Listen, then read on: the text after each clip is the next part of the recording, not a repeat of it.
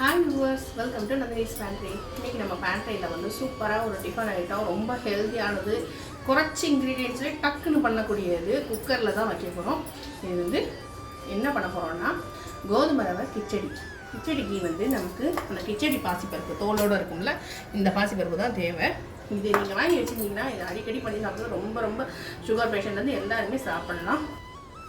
வாரம் ஒரு முறை இந்த டிஃபனை நீங்கள் கண்டிப்பாக உங்களுடைய லிஸ்ட்டில் வந்து சேர்த்துக்கோங்க. ரொம்ப ரொம்ப ஹெல்த்தியானது, டக்குன்னு பண்ணலாம். வேலைக்கு போகிறவங்களுக்கு தான் ரொம்ப ஈஸி. இதுக்கு நான் ஒரு டம்ளர் அளவு, எல்லாருமே டம்ளர் அளவு கேட்குறதுனால நான் டம்ளர் அளவு எடுத்துருக்கேன். ஒரு டம்ளர். இந்த பெரிய இதுவும் எடுத்துக்கலாம், இந்த சின்னதாக இருக்குல்ல, இருங்க காட்டுறேன். இந்த சின்ன சைஸாக இருக்கிற இந்த கோதுமை ரவையும் எடுத்துக்கலாம், ரெண்டுமே எடுத்துக்கலாம். இதில் வந்து இன்னும் நிறைய நார்ச்சத்து இருக்கும். இது சாப்பிடும்போதே நமக்கு ஒரு சூ பண்ணி சாப்பிடும்போது பிளர் ஆயிடுச்சு. ஃபைனாக இருக்குல்ல இது.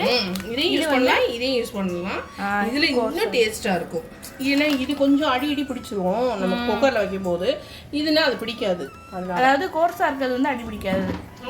இல்லை பெருசாக கோர்ஸாக இருப்பாங்க. இது வந்து அடி பிடிக்காது குக்கரில் வச்சோம்னா. அதனால வந்து இது குயிக்காக பண்ணிடலாம். குக்கரில் பாசி பருப்போடு சேர்த்து வைக்கிறதுனால இது ரெண்டை மட்டும் ஃபஸ்ட்டு நம்ம வேக வச்சுருவோம். ஒரு டம்ளர் இந்த கோதுமை ரவைக்கு, அரை டம்ளர் இந்த கிச்சடி பாசிப்பருப்பு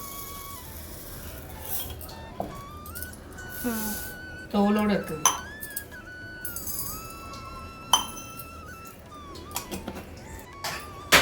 இதை வாஷ் பண்ணிவிட்டு இதுக்கு வந்து இது வந்து கிட்டத்தட்ட ஒரு 2 கிளாஸ் கிட்ட இருக்கிறனால, 1.5 கிளாஸ் அந்த மாதிரி இருக்கிறனால நான் ஒரு 4 கிளாஸ். ஏன்னா கோதுமை ரவை பெரிய சைஸ்ன்றனால தண்ணி நிறையா அப்சர்வ் பண்ணும். அதனால் வந்து நான் 4 கிளாஸ் தண்ணி வச்சுருக்கேன், கொதிக்க வச்சுருக்கேன். இதை வாஷ் பண்ணிவிட்டு இதில் சேர்த்தணும்.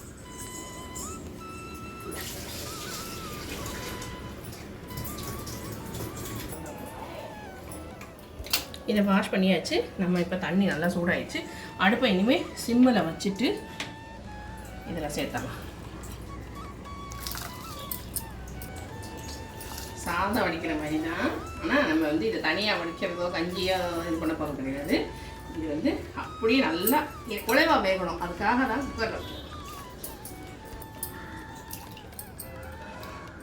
இதை குக்கரில் வச்சுட்டு அந்த பக்கம் போயிட்டு இந்த பக்கம் வர்றதுக்குள்ள 2-3 விசில் வச்சிட்டோம்னா போகிறோம், டக்குன்னு வந்துடும். அதுக்கப்புறம் வந்து வெஜிடபிள்ஸை வதக்கிட்டு அதோட இதில் கலந்துட வேண்டியதான். ஆக்சுவலாக வந்து வெஜிடபிள்ஸை வதக்கிட்டு அதில் வந்து இதை வேக வச்சு இது பண்ணலாம். ஆனால் நான் வந்து வெஜிடபிள்ஸு ரொம்ப குழைவாக எல்லாமே வந்துச்சுன்னா நமக்கு ரொம்ப இதாக இருக்கும். அதனால் வந்து இதோட நான் உருளைக்கிழங்கு மட்டும்தான் போட போகிறேன். இந்த குடமிளகா தக்காளி எல்லாம் வந்து நான் தனியாக வதக்கி தாளிப்போம்ல, தாளிக்கிறது மட்டும் இல்லை, அதோட இது பண்ணேன். இதோட கண்டிப்பாக ஒரு உருளைக்கிழங்கு போடணும். நான் வந்து இவ்வளோ பெரிய சைஸு ஒரே ஒரு உருளைக்கிழங்கு எடுத்திருக்கேன். நான் அதை தான் இதோட சேர்க்கேன். இந்த மாதிரி கட் பண்ணியிருக்கேன். இந்த இவ்வளோ பெரிய சைஸ் க்யூப் பண்ணியிருக்கேன். அப்படிலாம் ரொம்ப ஷேப்பாக அப்படியெல்லாம் இதெல்லாம் இது பண்ணலை. இதில் வந்து நல்லா வெந்து வரட்டும், கொஞ்சம் ஒரு கொதி வரட்டும். அதுக்கப்புறம் நம்ம உப்பு சேர்த்துக்கலாம்.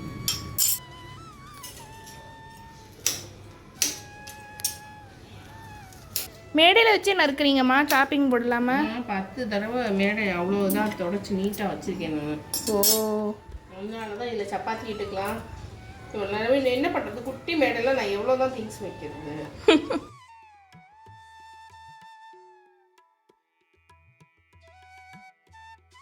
இப்போ இதுக்கு தேவையான அளவு இந்து உப்பு சேர்த்துக்கலாம். இன்னைக்கு இந்த சால்ட்டு இந்து சிம்மில் தான் அடுப்பு இருக்குது. மூடி போட்டு மூடிடுவோம். நல்லா 3 விசில் 4 விசில் வரட்டும். ஃபஸ்ட் கிளாஸாக விசில் வந்துட்டாலே அடுத்து நம்ம சைடில் இங்கே வதக்கி ரெடி பண்ணிடுவோம். அதில் வதக்குனதை இந்த தலையில் கொட்டி கிளாஸ் டேஸ்டான அமிர்தமான இட்லி தோசைலாம் நமக்கு அழுக்காது. இருந்தாலும் போர் அடிச்சிச்சுன்னா சப்பாத்தி போர் அடித்தா பூரி போர் அடித்தா பொங்கல் போர் அடித்தா கிச்சடி. இது நல்லா ஹெல்த்தியானதாக நம்ம வந்து பண்ணி சாப்பிடலாம். ஏன்னா பூரியெலாம் அடிக்கடி பண்ணி சாப்பிட முடியாது. நம்ம தோசையே நிறைய வெரைட்டி போட்டிருக்கோம்ல, போஸ்ட் பண்ணியிருக்கோம். அடை போட்டிருக்கோம், தோசை போட்டிருக்கோம், எல்லாமே போய் பாருங்கள். தோசை வெரைட்டி இல்லை, அதோட அந்த பிளேலிஸ்ட் லிங்க்கை வந்து நான் டிஸ்கிரிப்ஷன் பாக்ஸில் கொடுக்குறேன். நான் போய் செக் பண்ணி பாருங்கள். நீங்களும் மறக்காமல் ட்ரை பண்ணி பாருங்கள். இது ஆகிட்டு இருக்கட்டும். அதுக்கு இடையில நம்ம இதுக்கு இந்த தாளித்து இந்த வதக்க வேண்டியதெல்லாம் வதக்கிடலாம். எண்ணெயில் ஒரே ஒரு டேபிள் ஸ்பூன் எண்ணெய். இதுக்கு ஜீரகம் தான் தாளிக்கணும். நல்லா ஒரு அரை டேபிள் ஸ்பூன் அளவு ஜீரகம். இது ஒரு டேபிள் ஸ்பூன், இது ஃபுல்லாக போடலை, அரை டேபிள் ஸ்பூன் அளவு ஜீரகம். கொஞ்சம் உளுத்தம்பருப்பு. இதுக்கு கடுகு தாளிக்க மாட்டோம். இது வந்து நான் டேஸ்ட்டுக்காக தான் போட்டிருக்கேன். நான் மெயினாக ஜீரகம் தான் தாளிப்போம். இதில் வந்து பெருங்காயம் போட மாட்டோம். இஞ்சி, பச்சை மிளகா, தக்காளி, உருளைக்கிழங்கு, குடமிளகா. குடமிளகா வந்து நான் சேர்க்குறேன். ஆனால் மெயினாக உருளைக்கிழங்கு, தக்காளி, இஞ்சி, பச்சை மிளகா தான் போடுவாள். இப்போ இது நல்லா கொஞ்சம் வறுபடட்டும் உளுத்தம்பருப்பு. அதே மாதிரி ஜீரகமும் பொரிஞ்சு வரட்டும். ஆக்சுவலாக அந்த குடமிளகா வந்து நல்ல ஃப்ளேவர் கொடுக்குதுல்ல, ரொம்ப டேஸ்ட்டாக இருக்கும். அதாவது குடமிளகாயை இதில் வந்து நிறைய ஆன்டி ஆக்சிடென்ட் நிறைய இருக்கிறனால இதில் சேர்த்துக்கிறது ரொம்ப ரொம்ப நல்லது. இதை வந்து வெறும் மாங்காய் மாதிரி கீழே உப்பு தொட்டுன்னு சாப்பிடலாம், வெறுனையும் சாப்பிடலாம், உரைக்காது. குழந்தைங்களுக்கு, வளர்கிற குழந்தைங்களுக்குலாம் இந்த மாதிரி கட் பண்ணி லைட்டாக கொஞ்சம் அப்படி உப்பும் கலந்து லைட்டாக தூவி கொடுங்க. சூப்பராக இருக்கும். அது வெறுனை சாப்பிட்டு நல்லாயிருக்கும்.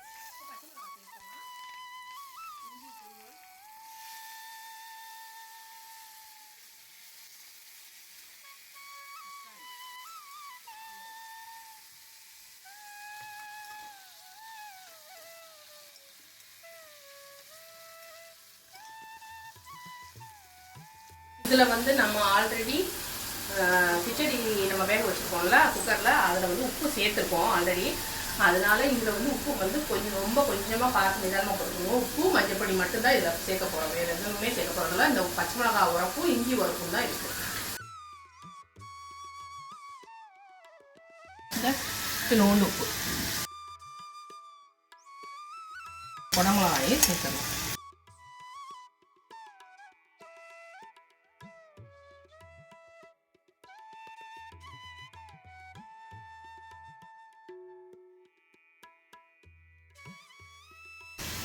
மஞ்சப்பொடி. அவ்வளோதான். இதில் மொத்த இன்க்ரீடியன்ட் எல்லாமே சேர்த்தாச்சு. குக்கர் விசில் வரவும் இது கொஞ்சம் நல்லா வதங்கி கொஞ்சம் இதெல்லாம் சாஃப்டாகும் குடமிளகா. அதுக்கப்புறம் இதை எடுத்து வச்சுட்டு குக்கரை திறந்து இது எல்லாத்தையும் மிக்ஸ் பண்ணோம்னா ஃபஸ்ட் கிளாஸ் கிச்சடி ரெடி ஆயிடும். இதை டேரெக்டாக இதை வதக்கிட்டு அதையும் சேர்த்து வைக்கலாம். எல்லாமே டேஸ்ட் ஒன்றோட ஒன்று மிங்கலாகி சூப்பராக இருக்கும். அதுவும் நல்லாயிருக்கும். நான் வந்து டக்குன்னு இது ஆக்கட்டும் அப்படின்றதுக்காக இன்றைக்கி குக்கரில் வச்சுட்டு நான் வெறும் பாசிப்பருப்பு போட்டு நான் கிச்சடி பண்ணி போட்டிருக்கேன். நான் ஆல்ரெடி, பார்க்காதவங்க போய் பாருங்கள். இதை நல்லா கலந்து விட்டுருவோம். நம்ம ஃபஸ்ட்டு போட்டதே நம்ம திணை வெஜ் கிச்சடி தானே. ஆமாம் ஆமாம் ஆமாம். திணையில் வந்து இதே மாதிரி பாசிப்பருப்பு போட்டு கிச்சடி நான் போட்டிருக்கேன் வீடியோ. வெரி ஃபஸ்ட்டு போட்டது. ஆனால் நான் வந்து போடலை, என் கை மட்டும்தான் தெரியும் அதில். இது கொஞ்சம் ஒரு 5 நிமிஷம் மூடி போட்டு இது நல்லா கொஞ்சம் சாஃப்டாக வெந்து வரட்டும். இன்னும் இங்கே இறக்கி வச்சிட்டிங்க? 4 விசில் வந்துருச்சு. ஓ, இப்போ இது நல்லா சாஃப்ட் ஆயிடுச்சு.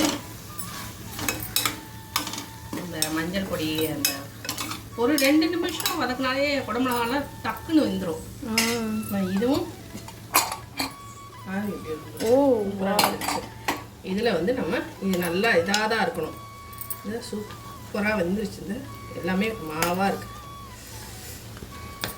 தோலோடே உருளைக்கிழங்கு போடுங்க. அதாவது உருளைக்கிழங்கு கேஸ்னா அதுக்கு மருந்து அது தோல் தான். அந்த உருளைக்கிழங்கு ரொம்ப நச்சுக்காதீங்க, எனக்கு முழுசாக வேணும். சரி சரி. இதை மிக்ஸ் பண்ணிவிட்டு ஒரு தடவை அடுப்பில் வச்சுருவோம்.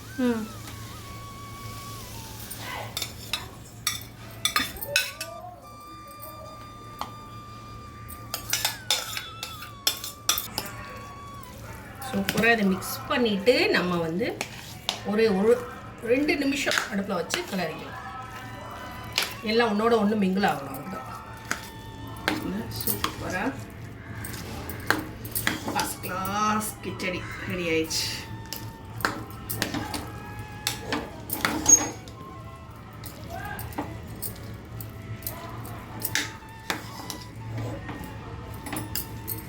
ஒரு 10 நிமிஷம் கழிச்சு இதை சர்வ் பண்ணால் அந்த எல்லா டேஸ்ட்டும் ஒன்றா மிங்கிளாகி அருமையாக இருக்கும், கலக்கலாக இருக்கும். இதுக்கு வந்து நான் ஊறுகாய் தொட்டுன்னு சாப்பிடுவேன். வெறுனையே சாப்பிடலாம், இருந்தாலும் நான் ஊறுகாய் தொட்டுன்னு சாப்பிடுவேன்.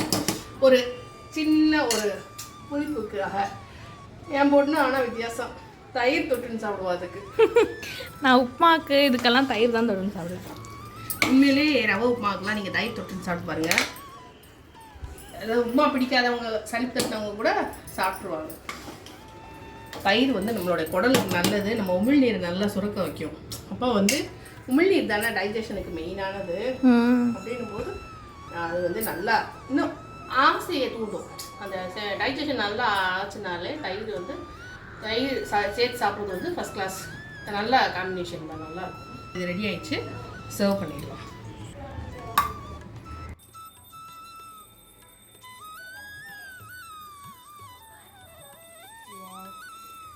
First class yummy.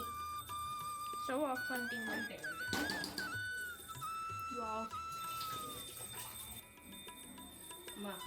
இந்த யம்மியான ரெசிபி உங்களுக்கு கண்டிப்பாக பிடிச்சிருக்குன்னு நம்புறேன். வீடியோ பிடிச்சிருந்ததுன்னா, ரெசிபி பிடிச்சிருந்ததுன்னா லைக் பண்ண மறந்துடாதீங்க. மறக்காமல் நந்தினிஸ் பேண்டியை சப்ஸ்கிரைப் பண்ணிடுங்க. உங்கள் ஃப்ரெண்ட்ஸ் அண்ட் ஃபேமிலிக்கு ஷேர் பண்ணுங்கள். இன்ஸ்டாகிராமில் நந்தினிஸ் பேண்டியை ஃபாலோ பண்ணுங்கள். தேங்க்ஸ் ஃபார் வாட்சிங். Bye bye. டேஸ்ட் பண்ணி பார்ப்போம். டேஸ்ட் பண்ணி பார்த்துருவோம். கொதிக்க இருக்குது. பாவி பறக்கு. இது வந்து மஸ்தி போட்டுக்கணும். ஆறட்டும்.